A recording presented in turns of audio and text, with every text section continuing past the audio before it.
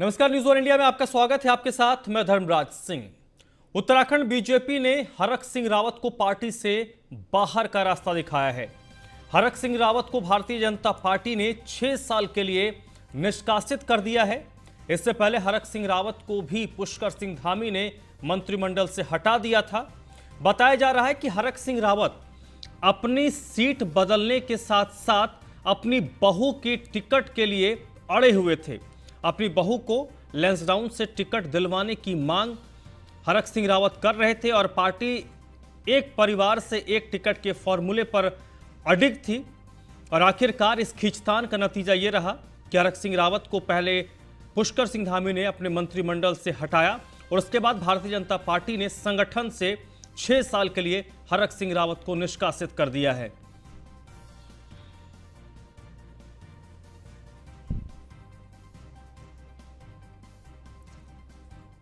तो हरक सिंह रावत को लेकर उत्तराखंड में पिछले कई सप्ताह से इस तरीके की बातें चली आ रही थी कि हरक सिंह रावत आखिरकार कितने दिनों तक भारतीय जनता पार्टी के साथ रहते हैं या नहीं। और आखिरकार इस पूरे मामले का पटाक्षेप हो गया है। ब्रजेश श्रीवास्तव इस वक्त मेरे साथ जुड़ रहे हैं इसी पर ज्यादा जानकारी के लिए। ब्रजेश, पृष्ठभूमि तो लंबे वक्त से लिखी जा रही थी, बस उसका इंप्लीमेंटेशन कल हुआ है। बिल्कुल, देखिए धर्मराज, सबसे बड़ी बात यह है कि जिस तरीके की प्रेशर पॉलिटिक्स हरक सिंह रावत लगातार कर रहे थे, बीजेपी को हर वक्त जो है उन्होंने एक तरह से, अगर पीछे 1 साल में कोई भी दिन ऐसा नहीं गया जिस दिन अखबारों की सुर्खियां न बनी हो, कोई दिन ऐसा नहीं गया जिस दिन जो है ये खबरें ना आई हो कि हरक सिंह रावत कांग्रेस में जा सकते हैं, हरक सिंह रावत जो है नाराज हैं, हरक सिंह रावत पार्टी छोड़ सकते हैं। वो तमाम अटकलें हर रोज लगती रहीं। आए दिन हरक सिंह रावत पार्टी को ब्लैकमेल करते रहे।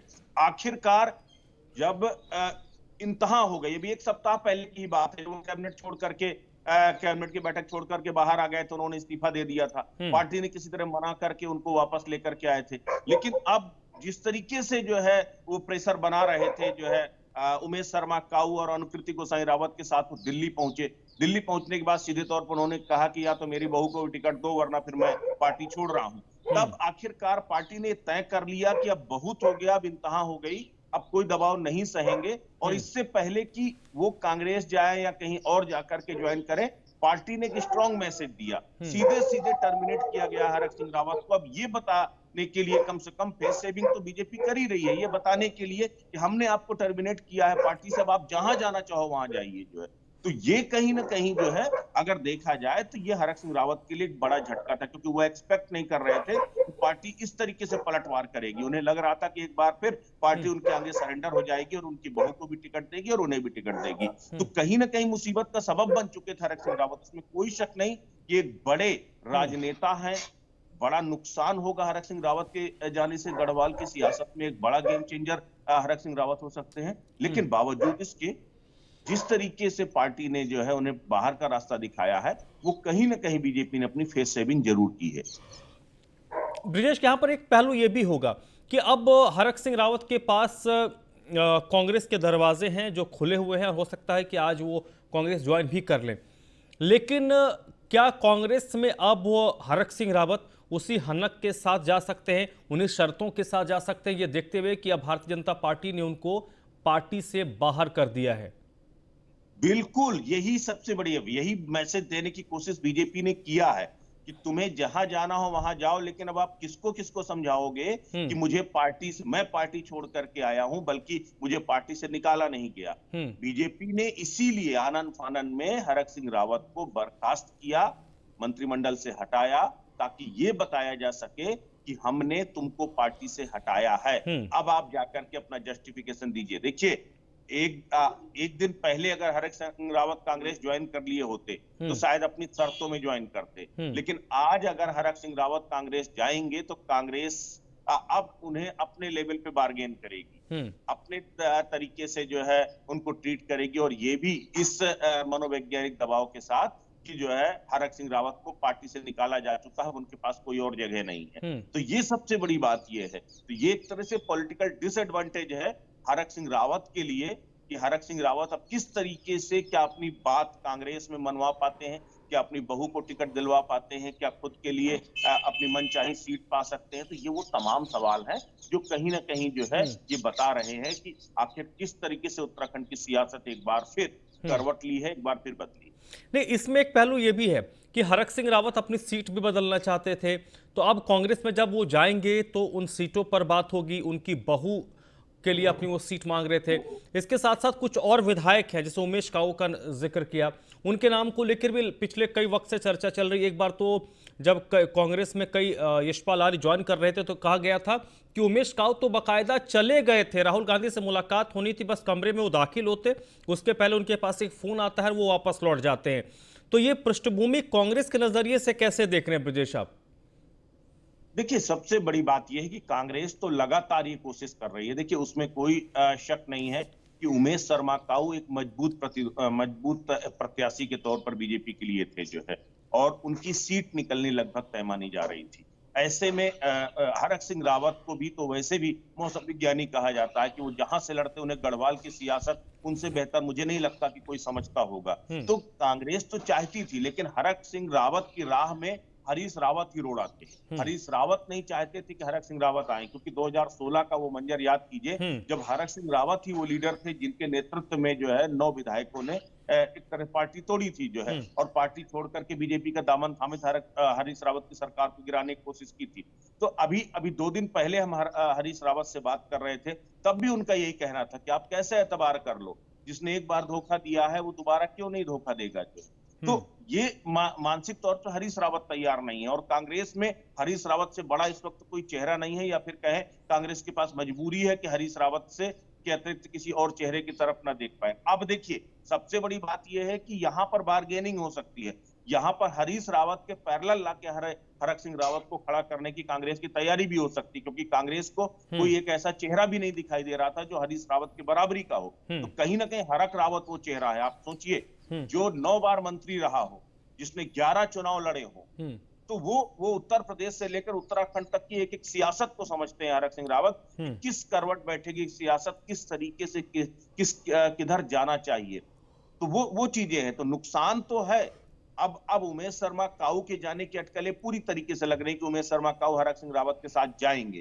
अब अगर वो वहां से जाते हैं, एक आध विधायकों की बात और हो रही है कि एक विधायक और है जो उनके साथ जा सकते हैं। तो कुल मिलाकर के अभी तक तो यही चर्चा हो रही है कि 2 विधायक और हरक सिंह रावत जो है और अनुकृति गोसाई कांग्रेस ज्वाइन करेंगे, आज या कल में ज्वाइन कर सकते हैं। चलिए ब्रजेश, आप मेरे साथ बने रहिएगा। तो इस वक्त तो उत्तराखंड की सियासत हरक सिंह रावत के इर्द गिर्द घूम रही है। हरक सिंह रावत को भारतीय जनता पार्टी ने निष्कासित किया, तो पुष्कर सिंह धामी ने मंत्रिमंडल से भी बाहर कर दिया, और एक लीड लेने की कोशिश यहां पर जोर बीजेपी ने की है कि अब हरक सिंह रावत कांग्रेस पार्टी पर भी उस तरीके का दबाव नहीं बना पाएंगे जैसे पार्टी से निकाले जाने से पहले वो बना सकते थे। इस बीच उत्तराखंड में बीजेपी प्रत्याशियों के नामों पर मंथन अब शुरू हो चुका है। अमित शाह, जेपी नड्डा से उत्तराखंड के मुख्यमंत्री पुष्कर सिंह धामी ने मुलाकात की है। 19 जनवरी को केंद्रीय चुनाव समिति की बैठक होगी, और केंद्रीय चुनाव समिति की बैठक में ही उत्तराखंड में बीजेपी प्रत्याशियों के नामों पर मुहर लगेगी, और उम्मीद की जा रही है कि 20 या 21 जनवरी को। चलिए, हरक सिंह रावत क्या कुछ कह रहे हैं वो आप पहले सुनवाते हैं। मतलब कैसे लोगों को प्रदेश में नेतृत्व दे रही है, मतलब आप सोच नहीं सकते हैं कि जो देश चला रहे हैं जो लोग, उनसे इतनी बड़ी गलती कैसे हो सकती है। तो सर, आप इसे बीजेपी नेतृत्व की गलती मानते हैं? बिल्कुल। आज तो अपना चेहरा छिपाने के लिए कुछ भी कहते रहे। मैं जिस दिन मुंह खोलूंगा उस दिन बहुत विस्फोट हो जाएगा देश की राजनीति में। लेकिन मेरी नैतिकता है, जिस तरह मैंने अमित शाह जी से वायदा किया था मैं छोड़ के नहीं जाऊंगा पार्टी को, मैंने उस वायदे को, मुझे बहुत कल इतना भार मेरा हल्का हुआ, क्योंकि मैंने एक दिन अगर किसी को कोई बात कह दी, वो उस चीज को भूल सकता है, मैं नहीं भूलता हूं। ये मैं व्यक्तिगत किसी मजदूर को भी मैंने कह दिया कि मैं तेरा एक काम करूंगा, मैं सारी राजनीति उसके लिए दांव पे लगा देता हूं, लेकिन उसका वो काम करा के छोड़ता हूं। मैं किसी को झूठा आश्वासन देता नहीं, आश्वासन दे दिया, अपनी सारी जिंदगी भर कमाई को भी, जिंदगी भर के राजनीति को भी दांव पे लगा देता हूं उस चीज के लिए। अगर मैंने, देर हो सकती है लेकिन अंधेर नहीं होती है। लेकिन कैसे ये लोग इतना, आज सोशल मीडिया के फर्जी समाचारों पर कोई किसी का अंकुश है क्या? कोई भी कुछ चला देता है। अरे मैं दिल्ली आ रहा हूं, आपने मुझे दिल्ली बुलाया, प्रहलाद जोशी ने कहा मैं अमित शाह जी से समय मांग रहा था मिलने के लिए, आज मैं उनसे मिलता। अब अपना मुंह छिपाने के लिए क्या करें कि वो 2 टिकट मांग रहे। अरे आपने पिछली बार यशपाल आर्य, संजीव आर्य को टिकट नहीं दिया क्या? कहां गए तुम्हारे सिद्धांत? क्या आपने जो है उसको टिकट नहीं दिया क्या? आपने राजनाथ सिंह जी और उनका लड़का नहीं है एमएलए क्या? कहां गए तुम्हारे सिद्धांत? जो सिद्धांतों की राजनीति कर रहा हो जो व्यक्ति, वो दूसरों को सिद्धांत समझाएगा क्या? सर बीजेपी का कहना ये है कि अटकलें थी कि आप कांग्रेस ज्वाइन करने कोई, देखिए गोदयाल जी का फोन आया, कई बार आया, और मैंने कहा प्रहलाद जोशी से, प्रीतम सिंह जी जो लीड अपोजिशन है, मेरे भाई हैं, उनका फोन आया। जब मैं कांग्रेस में था, मैं भाजपा के लोगों का काम नहीं करता था। माने शिवप्रकाश जी शिशु मंदिर, रानीखेत का शिशु मंदिर का काम था, मेरे पास आए, मैंने किया काम। मैं विकास के मामलों में राजनीति से ऊपर उठकर सोचता हूं। अब माना क्या कांग्रेस के किसी नेताओं को फोन आएगा, और मैं इनसे कह भी देता था कि भाई वो गणेश गोदयाल जी का फोन आया था, प्रीतम भाई का फोन आया था, लेकिन इसका मतलब थोड़ी कि किसी का फोन आ रहा है तो मैं सम्मिलित हो गया। मैं दूध पीता हुआ बच्चा हूं क्या? मैं निर्णय खुद लूंगा ना, खुद निर्णय लूंगा ना। और आप बाग आया और आपने छलांग लगा दी कि हरक सिंह कांग्रेस में जा रहा है। मैं तो कभी, मतलब कल ये समाचार में मैं खुद देख रहा था मीडिया में कि 10 जनपद पहुंचे हरक सिंह। आप मुझे यहां देख रहे हैं ना, अभी जब मैं सो के उठा हूं, मैं तो चैन से सोया आज रात को, भले देर से सोया लेकिन चैन से सोया, क्योंकि मेरा इतना बोझ हल्का हो गया। मैं आज इतना खुश हूं। मैं उस केदार बाबा का, बद्री केदार को, तारकेश्वर महादेव को, सिद्धोली बाबा के चरणों में, धारी माँ के चरणों में बहुत प्रणाम कर रहा हूं कि इनको भगवान ने, इन भाजपा के लोगों को, नेता को ऐसी कुबुद्धि दे दी आपने, और आज मुझे लगता है कि मेरे माध्यम से उत्तराखंड का कोई भला होने वाला है। सर क्या आप अपनी पुत्र अनुकृति के लिए जो टिकट मांग रहे थे उसका देखिए ये अब ऐसा ना, मैंने कहा ना कि अपनी कमी को छिपाने के लिए इनसे गलती हो गई। इन्होंने सोचा मैं सचमुच कांग्रेस में जा रहा हूं, इन्होंने मनगढ़ंत खबरों के आधार पर निर्णय ले लिया। अब क्या बोलेंगे? क्या ये बोलेंगे कि हाँ हमने हरक सिंह को काम नहीं करने दिया, मेडिकल कॉलेज नहीं बना दिया, हमने सेंट्रल स्कूल नहीं खोला, हमने रुद्रप्रयाग कोटद्वार जिला नहीं बनाया, हमने रोजगार नहीं दिया लोगों को, हमने महंगाई कर दी, हमें कमियां ही कमी, ये तो नहीं बोलेंगे ना। अरे जिनके घर शीशे होते हैं उनको पत्थर नहीं मारना चाहिए। मैं इन सबको समझता हूं ना, सबको समझता हूं मैं, ऊपर से लेकर नीचे सबको जानता हूं मैं। ऐसा ना हमाम में सब नंगे हैं, मैं सिर्फ इतना ही कहना चाह रहा हूं। अब मेरे पे लांछन लगा के, मेरे पे पत्थर डाल के कि मैं इसलिए, मैंने पला जो से सिर्फ इतना 3-4 दिन पहले कहा, मैंने कहा देखो मैं अभी वहां गया था, लेस्टोन गया था, वो लड़की बहुत अच्छा काम कर रही है, आप एक बार, मैं नहीं लड़ना चाहता हूं चुनाव, आप उस पर विचार कर लो। इतनी बात हुई थी। उन्होंने कहा ठीक है, आपने कहा है, मैं अमित शाह जी से, नड्डा जी से इस मुद्दे पे बातचीत करूंगा। सर विधानसभा चुनाव ये जो 2022 का, इसकी हवा क्या आपने पढ़ ली? कहा जा रहा है कि बीजेपी इस चुनाव में अच्छा रिजल्ट देगी। कहां से आएगी? ऐसी बुद्धि आएगी तो कहां से आ जाएगी? तो इसलिए आप कांग्रेस में शामिल नहीं, मैं इसलिए नहीं सम्मिलित हो रहा हूं। इन्होंने निकाल दिया तो क्या करूंगा मैं? घर तो बैठने वाला व्यक्ति नहीं हूं मैं, तो कफन बांध के राजनीति करता हूं। तो अब आपका भविष्य क्या होगा सर? क्या है? मुझे कोई भविष्य नहीं चाहिए, मुझे उत्तराखंड का भविष्य चाहिए। क्या होता है? मुझे कोई अपना भविष्य, उत्तराखंड का भविष्य, कांग्रेस की सरकार आ रही है, पूर्ण बहुमत से आ रही है, और जो नहीं भी आनी थी वो अब आ गई। सर किस राजनीतिक पार्टी में आप जा रहे हैं? मैं देखिए कोई दूसरा नहीं, मैं देखिए कांग्रेस के साथ बातचीत होगी, अब करूंगा मैं बातचीत, तो कांग्रेस में जाऊंगा, नहीं तो मैं किसी और राजनीतिक दल में नहीं जाऊंगा। बिना सम्मिलित हुए कांग्रेस के लिए काम करूंगा, कोई शर्त नहीं, कोई कुछ नहीं। मैं कांग्रेस के लिए, कांग्रेस की सरकार लाने के लिए काम करूंगा, निस्वार्थ होकर करूंगा। बहुत बहुत धन्यवाद। Thanks sir.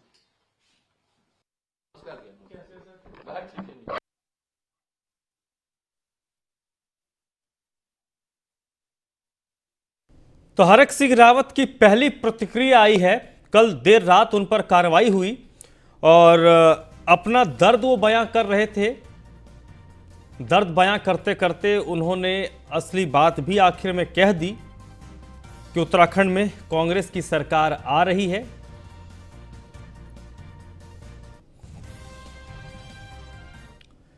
चलिए रुख करते हैं। उत्तराखंड में बीजेपी प्रत्याशियों के नामों को लेकर मंथन का दौर शुरू हो चुका है। अमित शाह और जेपी नड्डा से पुष्कर सिंह धामी ने मुलाकात की है। 19 जनवरी को भारतीय जनता पार्टी केंद्रीय चुनाव समिति की बैठक होगी और उस बैठक में उम्मीदवारों के नामों को फाइनल किया जाएगा और उम्मीद की जा रही है कि 20 या 21 जनवरी को प्रत्याशियों के नामों पर मुहर लग जाएगी। ब्रिजेश श्रीवास्तव लगातार मेरे साथ जुड़े हुए हैं। ब्रिजेश, भारतीय जनता पार्टी के अब टिकट को लेकर इंतजार की जो है वो थोड़ी लंबी होती जा रही है। 14 तारीख को वोट डाले जाएंगे और 21-22 के बाद से प्रक्रिया भी शुरू हो जाएगी, अधिसूचना भी जारी होनी है। ऐसे में भारतीय जनता पार्टी और कांग्रेस के बीच संभवतः क्या कोई खींचतान चल रहा है कि किसकी लिस्ट पहले आती है? सामने वाले की लिस्ट को देखकर आप काउंटर में लिस्ट जारी करेंगे? बिल्कुल, देखिए कहीं ना कहीं पसोपेश की स्थितियां दोनों राजनीतिक दलों के पास है। दोनों को मालूम है कि दोनों के हर एक सीट से टिकट मांगने वालों के दावेदारों की एक लंबी लिस्ट है और ऐसे में किसी एक को टिकट मिलेगा तो बाकी कई ऐसे होंगे जो असंतुष्ट होंगे और वो असंतुष्ट खेमा दूसरी पार्टी की तरफ जा सकता है और वो पार्टी को नुकसान पहुंचा सकता है। इसीलिए पार्टी एक रणनीति अपना रही है कि जितना कम से कम समय किसी जो है असंतुष्ट नेता को अपने भविष्य की रणनीति बनाने के लिए दिया जाए उतना बेहतर है और यही वजह है कि बीजेपी लगातार डिले कर रही है। देखिए बीजेपी की रणनीति हमेशा से रही है। अगर आप पीछे के चुनाव को भी देखिए तो जिस दिन नामांकन होता है, नामांकन के आखिरी दिन तक यानी कि देर रात तक टिकट घोषित किए जाते हैं, लास्ट तक सिंबल दिया जाता है, जिसके कारण किसी के पास इतना समय ही नहीं होता कि वो जाकर के किसी दूसरी पार्टी से बात भी कर सके। तो कुल मिलाकर ये स्थितियां हैं। कांग्रेस भी इस बार उत्तराखंड में बेहद ही जो है एक तरह से देखा जाए तो कहीं ना कहीं संजीदगी के साथ या सीरियसनेस के साथ या काउंटर अटैक स्ट्रेटजी के साथ चल रही है। वो बीजेपी की एक स्ट्रेटजी को फॉलो कर रही है कि बीजेपी किस कदम पे जा रही है, उसका किस तरीके से उसको काउंटर करना है। तो इसी के चक्कर में दोनों के टिकट एक तरह से अटके हुए हैं। सबसे बड़ी बात यह है कि बीजेपी ने भी लगभग अपने सारे नाम शॉर्टलिस्ट कर लिए हैं। कुछ 8-10 सीटों को लेकर के पसोपेश की स्थिति थी जो है, तो अब चूंकि हरक सिंह को लेकर के 3 सीटों का सीधे तौर पर पेच फंसा हुआ था। कोटद्वार जहां से हरक सिंह विधायक थे वो अपनी सीट बदलना चाहते थे। बद्रीनाथ जहां से शैला रानी रावत मुख्य दावेदार थी, उन्होंने भी झंडा बुलंद कर दिया था। लैंसडाउन से दिलीप रावत ने पहले हरक सिंह रावत के खिलाफ झंडा बुलंद कर दिया था। लैंसडाउन से अगर टिकट जो है उनकी बहू को जाता तो दिलीप रावत नाराज होता। तो अब कम से कम 3 सीटों को लेकर असमंजस की स्थिति खत्म हुई है। एक चीज। दूसरा सबसे बड़ी बात यह कि अब कोटद्वार के लिए एक प्रत्याशी ढूंढना जो है वो बीजेपी को जो है, ये तो कई दावेदार है। सुबोध उनियाल की सीट को लेकर के बातचीत हो रही है। बिशन सिंह चुफाल अपनी सीट बदलना चाहते हैं। बंशीधर भगत अपनी सीट बदलना चाहते हैं। मुख्यमंत्री की सीट को लेकर के बहुत सारी माथापच्ची हुई। तो आखिरकार जो है ये तमाम ऐसे जो है पहलू है जिसको लेकर के अब लगभग उसे सॉर्ट आउट किया गया है। अब केंद्रीय आलाकमान के पास ये पूरा जो है ये लिस्ट है। 2-1 दिनों में लिस्ट वहां से सॉर्ट आउट होकर के जो है जाकर के उसके बाद फाइनल होगी। तो अब कुल मिलाकर के चूंकि सियासी समीकरण बदले हैं, इन नए समीकरणों के हिसाब से लिस्ट। चलिए उत्तराखंड में बिल्कुल भारतीय जनता पार्टी में सियासी समीकरण बदले हैं और उसके बाद अब टिकट को लेकर अब सब कुछ केंद्रीय आलाकमान के पाले में गेंद है। अब वो देखते हैं केंद्रीय आलाकमान से क्या कुछ डिसाइड करता है। बहुत बहुत शुक्रिया ब्रिजेश आपका इस पूरी बातचीत के लिए। बढ़ते आगे उत्तराखंड के बाद उत्तर प्रदेश की करते हैं। आज उत्तर प्रदेश के मुख्यमंत्री योगी आदित्यनाथ दिल्ली आएंगे और प्रत्याशियों के नामों को लेकर चर्चा होगी। पहले और दूसरे चरण के प्रत्याशियों के नामों का ऐलान भारतीय जनता पार्टी ने कर दिया है। इसके अलावा बीजेपी और निषाद पार्टी के गठबंधन को लेकर भी आज जो सीटें दी जानी है उस पर भी चर्चा होगी। निषाद पार्टी को भारतीय जनता पार्टी 15 सीटें दे सकती है। इसके अलावा पहले फेज में कुछ सीटों को खाली रखा गया था। पहले फेज में 58 सीटों पर चुनाव होंगे। 57 सीटों पर नामों का ऐलान हुआ था। एक सीट के उम्मीदवार का नाम का ऐलान नहीं हुआ तो उस सीट के उम्मीदवार के नाम पर भी चर्चा होगी। दूसरे चरण के भी जो बचे हुए सीट हैं उनके संभावित उम्मीदवारों के नामों पर चर्चा होगी, अंतिम मुहर लगेगी और तीसरे और चौथे चरण के जो उम्मीदवार हैं उनके नामों पर मंथन होगा।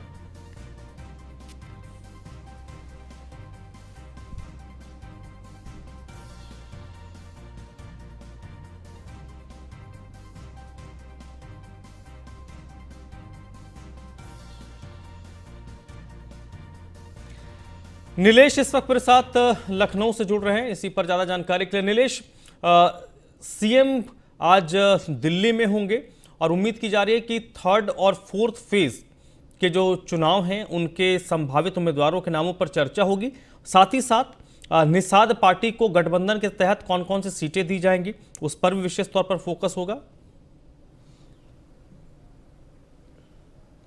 देखिए, बिल्कुल मुख्यमंत्री योगी आदित्यनाथ पहले गाजियाबाद जाएंगे, जहां पर वो संतोष हॉस्पिटल का निरीक्षण करेंगे। उसके अलावा कोरोना के बढ़ते हुए जो संक्रमण का ग्राफ है उसको देखेंगे कि किस तरीके से व्यवस्थाएं गाजियाबाद में चल रही हैं। उसके बाद वो दिल्ली के रवाना हो जाएंगे और दिल्ली में 3 बजे एक महत्वपूर्ण बैठक है। इस बैठक की अगर बात की जाए तो इस बैठक में दूसरे और तीसरे चरण की जो उम्मीदवारी की लिस्ट है उसको शॉर्टलिस्ट किया जाएगा। उसके अलावा जो निषाद समाज पार्टी, भारतीय जनता पार्टी का गठबंधन दल है, उसको देखा जाएगा कि उत्तर प्रदेश में कौन कौन सी विधानसभा सीटों पर उनको उनके प्रत्याशियों को चुनाव लड़ाना है या फिर उनको सीटें देनी है। तो मुख्यमंत्री योगी आदित्यनाथ की दिल्ली में काफी अहम बैठक होने वाली। इससे पहले जब प्रथम चरण के उम्मीदवारों की सूची का चयन दिल्ली में हो रहा था, मुख्यमंत्री योगी आदित्यनाथ समेत स्वतंत्र देव सिंह, सुनील बंसल, उसके अलावा उत्तर प्रदेश के दोनों डिप्टी सीएम वहां मौजूद थे। उस दौरान देखा गया था कि भारतीय जनता पार्टी के कई बड़े नेताओं ने भारतीय जनता पार्टी को छोड़कर दूसरी पार्टी का दामन थाम लिया था। ऐसे में मुख्यमंत्री योगी आदित्यनाथ आज जब दिल्ली में रहेंगे तो उनका प्रयास रहेगा कि निषाद समाज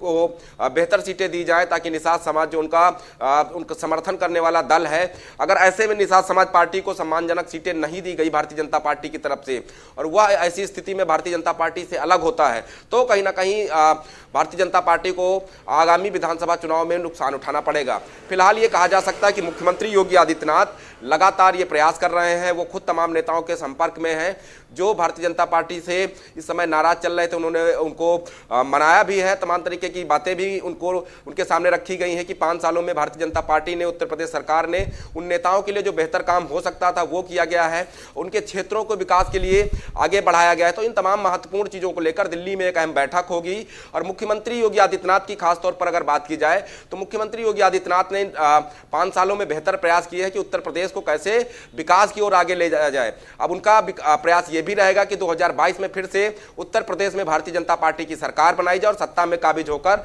उत्तर प्रदेश के विकास को और ज्यादा तेज गति से बढ़ाया जाए, ताकि उत्तर प्रदेश की जनता को बेहतर स्वास्थ्य, शिक्षा और जो दूसरी सुविधाएं हैं वो मुहैया कराई जा सके। तो इस लिहाज से ये काफी अहम बैठक है।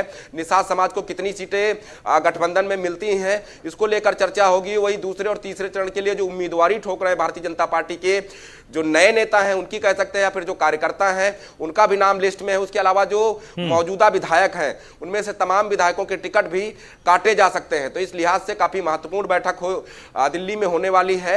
उस बैठक के बाद तय होगा कि दूसरे और तीसरे चरण की जो उम्मीदवारी ठोक रहे हैं जो वर्तमान सिटिंग विधायक हैं उनकी बात कर ले या फिर जो नए नवेले जो नेता हैं पिछले काफी समय से भारतीय जनता पार्टी के कार्यकर्ता के रूप में काम कर रहे हैं, लेकिन क्षेत्र में उनकी बेहतर पहचान है और उन्होंने भारतीय जनता पार्टी के हित में चाहे कोरोना काल हो या फिर दूसरी आपदा का समय हो वहां पर बेहतर काम किया है, जनता को जोड़े रखा है। तो ऐसे में उनके नामों पर भी चर्चा हो सकती है, क्योंकि हमने पहले चरण की सूची में देखा कि कुछ ऐसे नामों को शामिल किया गया है जो पहली बार विधायकी का चुनाव लड़ेंगे। तो ऐसा दूसरी और तीसरी सूची जब आएगी तो उसमें भी देखने को मिल सकता है और कई ऐसे सिटिंग विधायक हैं आप मेरे साथ बने रहिएगा। पार्टी काट सकती है। इस लिहाज से मुख्यमंत्री योगी आदित्यनाथ आज दिल्ली में होंगे और दिल्ली में आज सीटों को लेकर चर्चा होनी है। वहीं कोरोना के बढ़ते मामले के बीच मुख्यमंत्री योगी आदित्यनाथ एक्शन में हैं। आज गाजियाबाद के संतोष कोविड अस्पताल का मुख्यमंत्री निरीक्षण करेंगे। दोपहर 1 बजे सीएम गाजियाबाद में होंगे, जहां पर कोविड अस्पताल का मुख्यमंत्री जायजा लेंगे।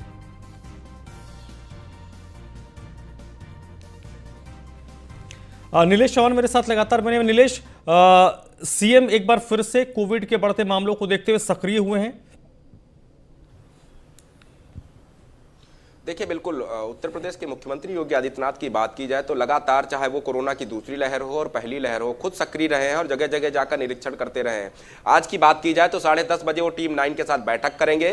कोरोना की बढ़ते हुए जो संख्या है उसको कैसे नियंत्रण किया जाए, कैसे अस्पतालों में बेडों की संख्या को बढ़ाया जाए, कैसे और डॉक्टरों को नियुक्त किया जाए, इन तमाम चीज़ों को लेकर बैठक की जाएगी। उसके अलावा जब वो गाजियाबाद जाएंगे, गाजियाबाद के संतोष हॉस्पिटल का वो निरीक्षण करेंगे कि कोरोना की रोकथाम को लेकर संतोष हॉस्पिटल में क्या व्यवस्थाएं हैं, कितने बेड हैं और कितने मरीज प्रतिदिन आ रहे हैं, डॉक्टर किस तरीके से इलाज कर रहे हैं, क्या कोरोना एडवाइजरी का संतोष हॉस्पिटल में या गाजियाबाद में पालन हो पा रहा है। इन तमाम चीजों को लेकर मुख्यमंत्री योगी आदित्यनाथ आज गाजियाबाद में मौजूद रहेंगे।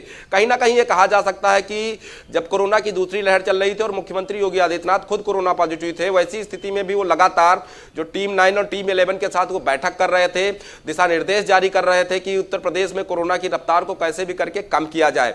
जैसे ही वो कोरोना को मात देकर वापस लौटते हैं और आनंद फानन में तमाम जनपदों के दौरे उनके शुरू हो जाते हैं, चाहे हम गाजियाबाद की बात कर ले, गोरखपुर की बात करें, बनारस की कर ले, लखनऊ की कर ले, तमाम जगहों पर वो खुद गए हैं और निरीक्षण किया है। जहां पर खामियां पाई गई हैं वहां पर फटकार भी लगाई गई, उसके अलावा चीजों को दुरुस्त करने के लिए निर्देश भी दिए गए हैं। इसी का नतीजा है कि तीसरी लहर उत्तर प्रदेश में दस्तक दे रही है और अस्पतालों की व्यवस्थाओं की अगर बात की जाए तो अस्पतालों की व्यवस्थाएं दुरुस्त है। दूसरी लहर में हमने देखा था कि ऑक्सीजन की कमी हो गई थी, लेकिन उस ऑक्सीजन की कमी को पूरा करने के लिए उत्तर प्रदेश सरकार ने तत्काल ठोस कदम उठाए थे और साफ तौर पर तमाम अस्पतालों में आदेश जारी किए थे कि वहां पर ऑक्सीजन प्लांट लगाकर शुरू कराए जाए। नीलेश, बहुत बहुत शुक्रिया आपका इस जानकारी के, इस बातचीत के लिए। मशहूर कथक नर्तक पंडित बिरजू महाराज का निधन हो गया है। दिल का दौरा पड़ने से पंडित बिरजू महाराज का निधन हुआ है। पंडित बिरजू महाराज पद्म सम्मान से सम्मानित थे। 83 साल की उम्र में उनका निधन हुआ। उनके पोते स्वरांश मिश्रा ने सोशल मीडिया के जरिए पोस्ट करते हुए जानकारी दी है। लखनऊ घराने से ताल्लुक़ रखने वाले बिरजू महाराज का जन्म 4 फरवरी 1938 को लखनऊ में हुआ था। उनका नाम पंडित बृजमोहन मिश्र था और पंडित बिरजू महाराज के निधन पर उत्तर प्रदेश के मुख्यमंत्री ने ट्वीट किया है। बिरजू महाराज जी का निधन अत्यंत दुखद है। उनका जाना कला जगत के लिए अपूरणीय क्षति है। प्रभु श्री राम से प्रार्थना है कि दिवंगत पुण्यात्मा को अपने श्री चरणों में स्थान और शोकाकुल परिजनों को ये दुख सहने की शक्ति प्रदान करे। तो इस वक्त पंडित बिरजू महाराज के निधन के बाद चारों तरफ से शोक प्रकट किया जा रहा है। सियासत से लेकर कला जगत इस दुख की घड़ी में परिवार के प्रति अपनी संवेदना प्रकट कर रहा है। वह गाजियाबाद के लोनी विधायक नंदकिशोर गुर्जर का वीडियो वायरल हुआ है। विधायक वीडियो में भड़काऊ संदेश देते हुए नजर आ रहे हैं। वीडियो वायरल होने के बाद रिटर्निंग ऑफिसर ने अब नंदकिशोर गुर्जर से जवाब मांगा है। नोटिस आने के बाद नंदकिशोर गुर्जर ने सफाई दी है। किसी धर्म के लिए उन्होंने ये बातें नहीं कही थी। चुनाव आयोग के अधिकारियों के सामने अपना बयान वो दर्ज करवाएंगे।